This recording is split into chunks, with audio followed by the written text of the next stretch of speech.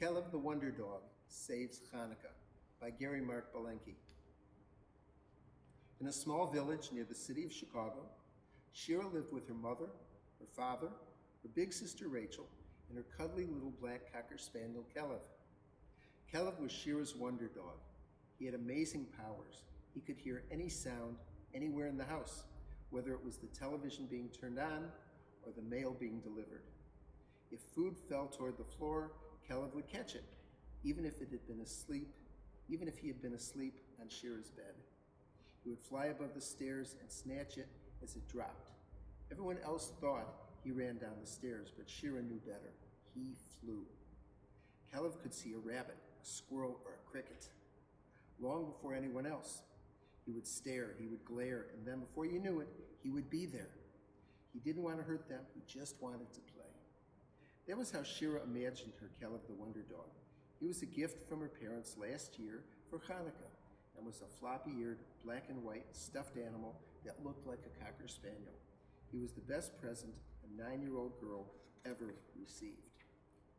When Shira went to school, he sat on the radiator by the window waiting for her to come home. Then Shira would tell him all about her day. When Shira ate, Kelev sat on the couch and waited for her to return. "Don't you worry," she would say to Kelev.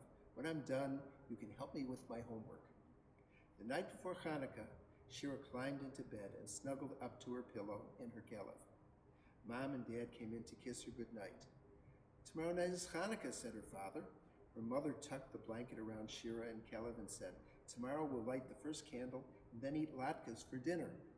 We love you and we love Kelev," and then turned off the light. After her parents left the room, Shira said to Kelev, "Tomorrow will be Chanukah. Do you know what that means? It means presents and gelt and latkes." Shira imagined Kelev yawned and licked her on the nose. "You silly dog, it will be wonderful." Then she fell asleep. Shira opened her eyes and looked around, but she was not in her bed. She was in a bedroom, but it wasn't her bedroom. Lying next to her was her older sister, Rachel. What was Rachel doing in her room and in her bed? Shira crawled to the foot of the bed and climbed out. None of this made any sense. She rubbed her eyes and looked around for Kelev. She quietly called his name. There was no answer. She called his name again, this time a little louder. "Kelev! Kelev!" Rachel mumbled for Shira to be quiet, shook her head full of curly hair, and then rolled over and went back to sleep. Shira looked down. She wasn't wearing her favorite pajamas with pictures of little dogs. She had on a nightgown with long sleeves and little flowers. What was happening? She heard voices downstairs. The language sounded odd, but she understood every word. "Oi, bracha," she heard her father say. "What are we going to do? There's almost no money left for the Chanukah lichtalach, or for presents for Rachel and Shira, or even for potatoes and oil. We can barely keep enough coal in the stove to stay warm." "Don't worry, Moshe," answered her mother. "Tomorrow I'll take my bubby silver to Mr. Levinson. That should get us enough money to stay warm for a few weeks. I'll buy some food and maybe a small toy or two for the kinder. Perhaps by then, business will improve." They both sounded so sad. Shira heard her parents' footsteps as they walked into the bedroom at the back of the house. Shira rubbed her eyes and walked over to the window. Something was very wrong. She looked out and saw snow falling. There was no tall street light, only a little light coming from an oil lamp in front of her house. She looked across the street toward her friend Hannah's house. It wasn't there. All she could see was snow piling up on a dirt road. She shook her head, remembering the stories her grandmother told her about life growing up in a small town in Russia. She heard a noise and saw something in front of the house. It was a little dog. He looked at Shira through the window. It was Kelev. "What are you doing outside of your doghouse, you silly dog?" she thought. "You must be freezing. I better put you back in." Shira quietly padded down the stairs. She opened the front door and whispered, "Kelev, Kelev, you come here this instant." Kelev looked at Shira, pawed at the ground, pointed his nose at something down the road. Shira put her coat on over her nightgown, her boots on her bare feet, and her hat over her short, straight hair. Kelev ran to her and rose on his hind legs. Shira bent over to pick him up. He licked her face, then turned around and took off toward the road. Shira quietly closed the front door and followed Kelev as he padded away from the house. Kelev barked twice, the shrill little bark that Shira always thought sounded like her when she had a terrible cold. Kelev, stop, wait for me, she said. He kept walking and then turned around to make sure Shira was following. It was dark, and Shira and Kelev were now far from the house, and the only light was from the crescent moon. Kelev ran away from the road toward a group of trees in the nearby forest. Where are you going now? She asked. He waited for Shira to catch up, then started digging near a tree. Dirt was flying everywhere. What are you doing? Kelev stopped digging, pulled out a small bag, and dropped it next to Shira. What is this? Kelev turned his head, looked at her, and barked. Shira picked up and opened the bag. She couldn't believe her eyes. Inside were gold coins, each with a picture of the Tsar and the number 10. She smacked her head.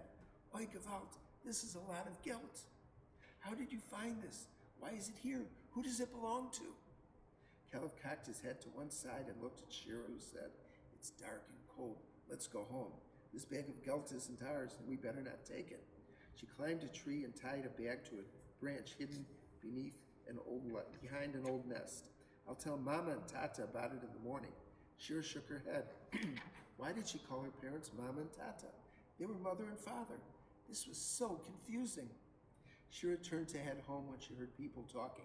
She grabbed Kelev and ran to the other side of the road, away from where they found the treasure.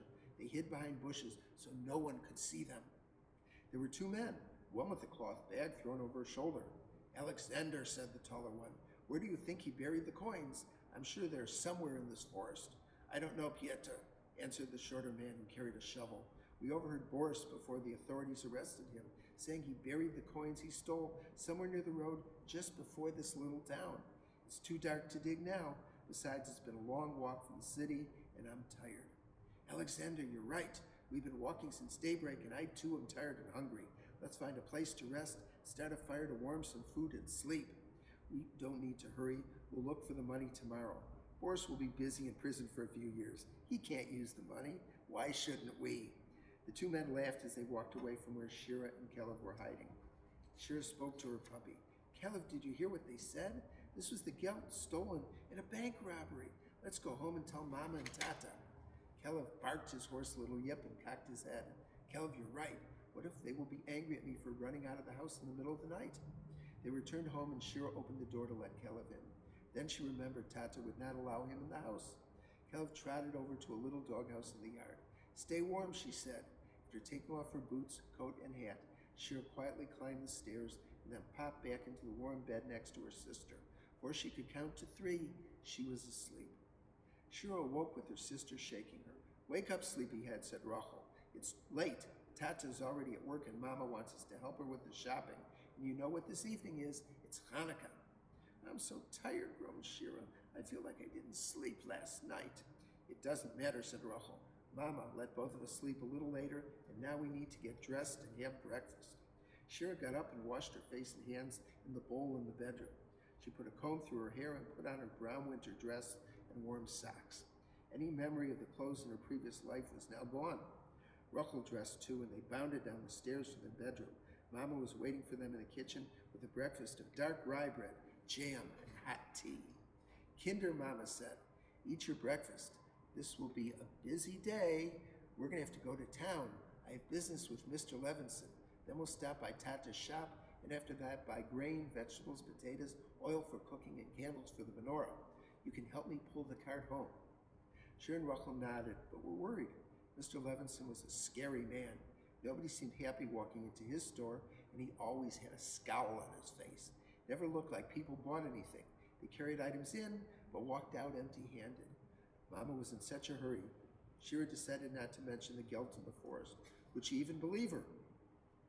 Shira and Rachel put on their hats, coats, and boots, and picked up sacks to hold whatever they might buy.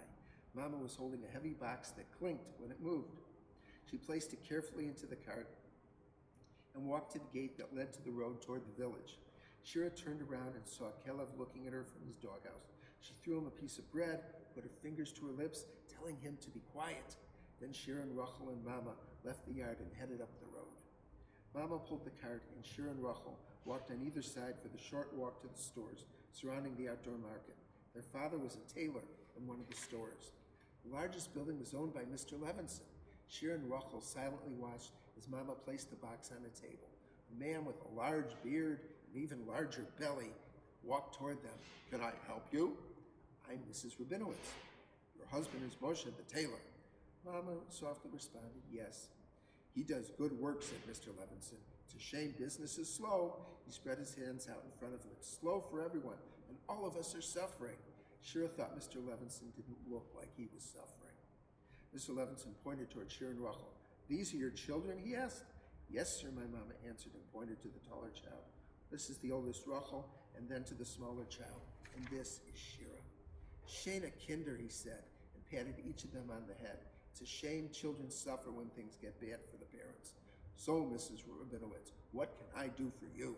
"Mr. Levinson, I have some silverware that belonged to my bubby, my Zadie Samovar. I was hoping you would lend us money until we could afford to buy them back." Mr. Levinson opened the box and examined the silver. This is all very nice, Mrs. Rabinowitz. As I said, times are bad, and in the past week, 5 other families came to me with the same story and similar items. Right now, they hold little value. In addition, last month, somebody robbed the bank in the next town. I'm the owner of that bank, and my money is missing. I'm afraid there isn't much I can do." Shira looked at her mama as her face turned pale and her shoulders slumped. She looked like she would cry. "Please, Mrs. Levinson, Mr. Levinson," she begged. "Think of my kinder, and Chanukah is coming this evening." Shira had never seen her look like this. She grabbed her sister's hand and held it tight. Mr. Levinson looked at Mama and said, "I like your husband, and you are a nice lady with obedient children. Leave the silver with me, and I'll give you 2 rubles. That's the best I can do." Mama started crying. 2 rubles, the silver's worth at least 10 times as much. I can barely buy food and coal for a week with 2 rubles. Mr. Levinson scratched his beard and then said, "Mrs. Rabinowitz, I'll give you 3 rubles. I'm sorry, this is my final offer." Mama looked at her children and then back at the man. "I accept," she whispered.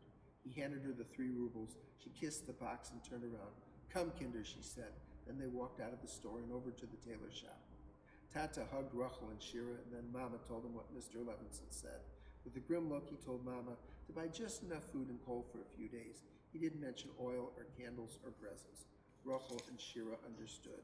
They walked with Mama to the market, made their purchases, and then silently pulled the cart and walked home. Mama and Rachel prepared dinner, and Shira went outside to Kelev. Shira bent down to speak to her puppy. "Kelev," she said, "we need to go back to the forest and find the gelt. We must help Mama and Tata." Kelev licked Shira on the nose, and the 2 of them took off down the road. As they approached the woods, Shira heard voices. It was the 2 men. One had a shovel. Piotr said to Alexander, "You dig here, and I will look over there." The 2 men were not near the tree where Shira hid the gelt. She led Kelev into the woods and told him to walk silently. Shira reached the tree and climbed up the branch and untied the bag. She climbed down. She slid the last few feet and fell to the ground with an oof and a thud. The men shouted, "Who is there?" Shira got up with the bag and dashed through the forest with Kelev next to her. The men ran toward the noise. They saw a little girl with a bag and a small dog. "Stop, girl," they shouted. "What do you have there?" Shira and Kelev ran to the road and toward the house. Piotr cried out, "She has the bag of money. Get her!" Alexander dropped the shovel, and the men chased Shira and Kelev.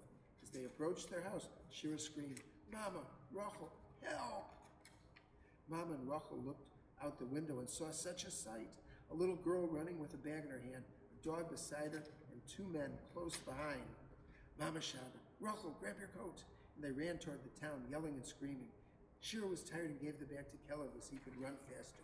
They approached the marketplace in the center of town, Kelev with a bag of gelt in his mouth, Shira right behind, then Piotr and Alexander, followed by Mama and Rachel. Everybody was shouting. People came out of their shops to see what was happening. Tata came out too and joined the chase. 2 police officers stood near the corner. "Help her," yelled Tata. "Kelev," Shira gasped. "Run to Mr. Levinson's store." Kelev ran into the store with Shira right behind. Mr. Levinson came out from behind the desk. "What's going on here?" he bellowed. Shira could barely speak as everyone crowded in the store behind her. She handed the bag of money to the man. "Mr. Levinson, here is the gelt stolen from the bank. Kelev found it buried in the woods near my house, and these men were trying to steal it back. Can you please help my family now?" "Is this true?" asked Mr. Levinson. "No," said Alexander. "This is our money, and the little girl stole it from us." Mr. Levinson looked at the bag and then at the men. Then why is the name of my bank written on the bag? Miss Levinson turned to the two officers and said, Gentlemen, perhaps we have our robbers. No, said Pietro. We weren't the thieves. We found out from Boris where he hid the money and went looking for it.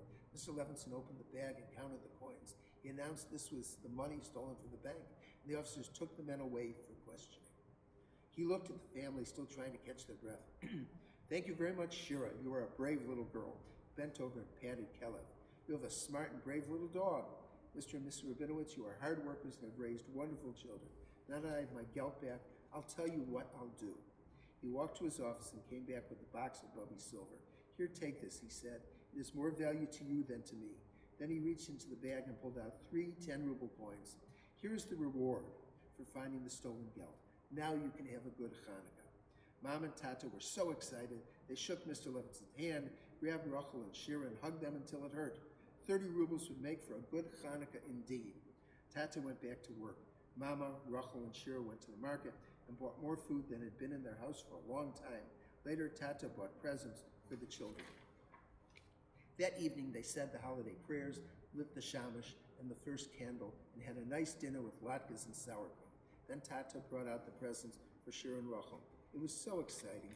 Tata Shira asked, What about Kelev? Well, Shira, he said, you know how I never let Kelev in the house? From now on, he can stay indoors with our family. Shira opened the door and shouted out, Kelev, Kelev. He walked over and looked in. Come in, boy, Shira said. Tata motioned toward Kelev. Yes, come on, he said. Kelev ran in and Shira hugged him. He licked her and then the whole family hugged him. Kelev had saved Chanukah. That night, Mom and Tata were in their beds. Kelev was toasty by the stove, and Rachel and Shira were in their bed. As Shira fell asleep, she was thinking about her Kelev. The next morning, Shira woke with her sister shaking her. Wake up, sleepyhead, said Rachel. It's late. Dad is already at work, and Mom wants us to help with shopping. You remember tonight is Chanukah. I'm so tired, groaned Shira. I feel like I didn't sleep last night. It doesn't matter, said Rachel. Mom let both of us sleep a little later, and now we need to get dressed, have breakfast, and help her. Shira looked around, shook her head, clutched her little stuffed Kelev tightly to her chest. There was some dream, she thought. This is going to be a great Chanukah. The end. Was this a true story? Or did it really happen? My daughter's name is Shira. Her sister's name is Rachel. My Hebrew name is Moshe, and their mother's Hebrew name is Bracha. We did have a little dog by the name of Kelev, and we live in a little town named Oak Park, right near Chicago. So did it really happen? It's up to you to decide.